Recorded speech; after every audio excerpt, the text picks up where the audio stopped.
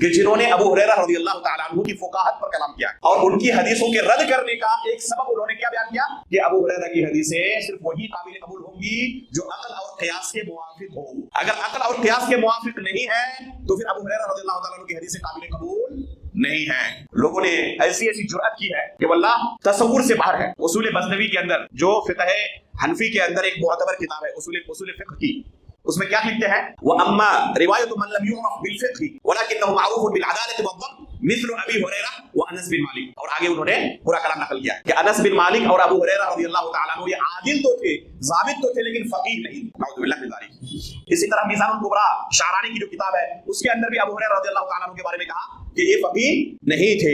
فقہ حنفی کے اندر جا بجا آپ کو یہ چیز نظر آئے گی. ابو ہریرہ رضی اللہ تعالیٰ عنہ کی حدیثیں جو مذہب حنفی کے خلاف ہوتی ہیں وہ یہ کہہ کر رد کر دیتے ہیں کہ اس کے راوی ابو ہریرہ ہے اور ابو ہریرہ فقیہ نہیں تھے، لہذا ان کی حدیث قابل قبول. نعوذ باللہ من ذلک. قیامت کے دن ابو ہریرہ رضی اللہ تعالیٰ عنہ کا ہاتھ ان کے گریبان پر ہوگا جنہوں نے اللہ کے رسول کی حدیثوں کو اس لیے رد کیا کہ وہ ابو ہریرہ کو فقیہ نہیں مانتے، حالانکہ امت کے کبار علماء نے گواہی دی ہے کہ ابو ہریرہ رضی اللہ تعالیٰ عنہ محدث اور فقیہ. حافظ ابن حجر رحمہ اللہ نے الاصابہ کے اندر نقل کیا ہے کہ ابو ہریرہ رضی اللہ تعالیٰ عنہ اس امت کے کبار فقہاء میں تھے جو اللہ کے رسول صلی اللہ علیہ وسلم کے زمانے میں فتوی دیا کرتے تھے. یہاں تک کہ مذہب حنفی سے تعلق رکھنے والے بعض انصاف پسند علماء نے یہ قبول کیا ہے کہ ابو ہریرہ رضی اللہ تعالیٰ عنہ غیر فقیہ کہنا ظلم ہے، وہ فقیہ تھے اور ان کی فقاہت میں کوئی کلام نہیں ہے. یہاں تک کہ مولانا عبد الحی لکھنوی رحمہ اللہ نے بھی یہ قبول کیا ہے کہ ابو ہریرہ رضی اللہ تعالیٰ عنہ فقیہ تھے. ان کے اوپر یہ الزام لگانا کہ وہ فقیہ نہیں تھے یہ بہت بڑا ظلم ہے، یہ ناانصافی ہے.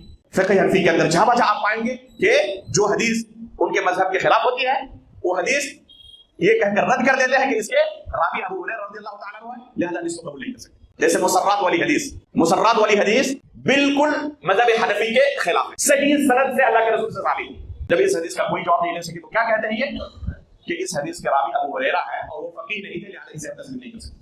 نعوذ باللہ من ذلک. جنہوں نے بھی عمومی طور پر صحابہ کرام پر زبان درازی کی ہے ان کا انجام بڑا برا ہوا ہے. کہا نا کہ پوری تاریخ میں سب سے زیادہ اگر ابو ہریرہ رضی اللہ تعالیٰ عنہ پر کسی نے تعامل تشریح کیا تو کون ہے وہ؟ محمود ابو ریان. اس کی زندگی کے آخری لمحات جنہوں نے اپنی آنکھوں سے دیکھا انہوں نے نقل کیا. شیخ ضیاء الرحمن اعظمی رحمہ اللہ نے اسے نقل کیا ہے ایک ایسے شخص سے جنہوں نے اپنی آنکھوں سے یہ منظر دیکھا تھا. آخری وقت جب پہنچا محمود ابو ریان کا تو موت کے لیے تڑپ رہے تھے. انسان زندگی کے لیے تڑپتا ہے، یہ موت کے لیے تڑپ رہا. ان کے ورثاء سے اجازت طلب کی کہ میں ملنا چاہتا ہوں، دیکھنا چاہتا ہوں کہ اس حالت میں ہے. انہوں نے کہا کہ نہیں ہم اجازت نہیں دے سکتے، اس حالت میں نہیں ہے کہ ان کو دکھا سکے لوگ.